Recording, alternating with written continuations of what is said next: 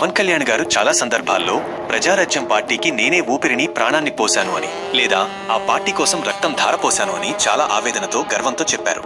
దీని వెనుక ఉన్న అసలు ఉద్దేశం మరియు ఆయన మాటల సారాంశం 2008లో చిరంజీవి గారు పార్టీ పెట్టినప్పుడు పవన్ కళ్యాణ్ కేవలం ఒక స్టార్గా కాకుండా క్షేత్రస్థాయిలో పనిచేసే నాయకుడిగా మారారు.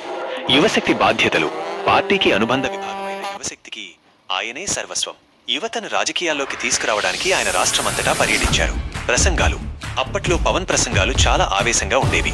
ముఖ్యంగా కాంగ్రెస్ నాయకుల అవినీతిని ప్రశ్నిస్తూ ఆయన చేసిన వ్యాఖ్యలు యువతలో విపరీతమైన క్రేజ్ తెచ్చాయి. పంచె ఊడదీసి కొడతాం వంటి డైలాగులు అప్పట్లో పెను సంచలనం. కష్టం, షూటింగులు పక్కన పెట్టి తిండి తిప్పలు లేకుండా వేల కిలోమీటర్లు రోడ్ షోలు నిర్వహించారు. ఒక రకంగా చెప్పాలంటే ప్రజారాజ్యం పార్టీకి మాస్ ఇమేజ్ తెచ్చింది పవన్ కళ్యాణే. అప్పటి వరకు స్టైలిష్ స్టార్గా ఉన్న పవన్ ప్రజారాజ్యం కోసం ఒక సామాన్య కార్యకర్తలా మారిపోయారు. గడ్డం పెంచి పంచె కట్టి ఎండనక వాననక తిరిగారు.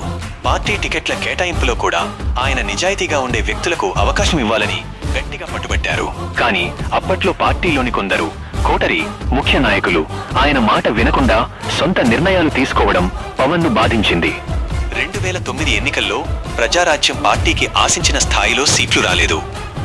ఆ తరువాత కొన్ని రాజకీయ సమీకరణాల వల్ల చిరంజీవి గారు పార్టీని కాంగ్రెస్ లో విలీనం చేశారు. ఇది పవన్ కళ్యాణ్ ను తీవ్రంగా కలిచివేసింది. మౌనం, విలీనం తర్వాత పవన్ కళ్యాణ్ దాదాపు 3 నుండి 4 ఏళ్ల పాటు రాజకీయాలకు, బహిరంగ కార్యక్రమాలకు దూరంగా ఉన్నారు. ఆ సమయంలో ఆయన తీవ్రమైన నిరాశలో ఉన్నారని సన్నిహితులు చెబుతుంటారు. ఆయన మాటల్లో నా అన్నయ్య ఆశయాలు వేరు, ఆయన చుట్టూ ఉన్న వాళ్ల స్వార్థం వేరు. నేను ప్రాణం పెట్టి పెంచిన పార్టీని వేరే వాళ్ల చేతుల్లో పెట్టడం చూసి భరించలేకపోయాను అని తర్వాత కాలంలో పవన్ చెప్పారు. ప్రజారాజ్యం పాఠాలే జనసేనకు పునాది. ప్రజారాజ్యం పార్టీలో ఆయన నేర్చుకున్న చేదు అనుభవాలే 2014లో జనసేన స్థాపించడానికి కారణమయ్యాయి. స్వతంత్ర నిర్ణయాలు, ప్రజారాజ్యంలో తన మాట చెల్లుబాటు కాకపోవడం వల్లే జనసేనలో ఆయనే సుప్రీం పవర్ గా ఉండాలని నిర్ణయించుకున్నారు. సిద్ధాంతం కేవలం అధికారం కోసం కాకుండా సమస్యల మీద పోరాడటం, ప్రశ్నించడం అనే సిద్ధాంతాన్ని తెచ్చారు. అన్నయ్య పట్ల గౌరవం, పార్టీ విలీనం విషయంలో విభేదించిన వ్యక్తిగతంగా చిరంజీవి గారి పట్ల ఉన్న గౌరవాన్ని ఆయన ఎప్పుడూ తగ్గించుకోలేదు.